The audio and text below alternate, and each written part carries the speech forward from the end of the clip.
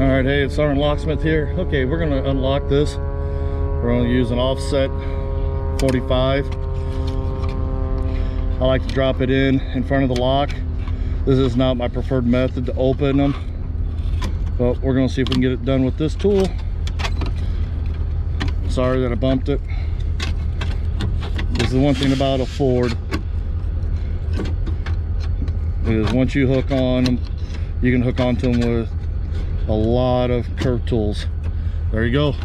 Notice we've hooked it. Make sure you line the tool back up to the front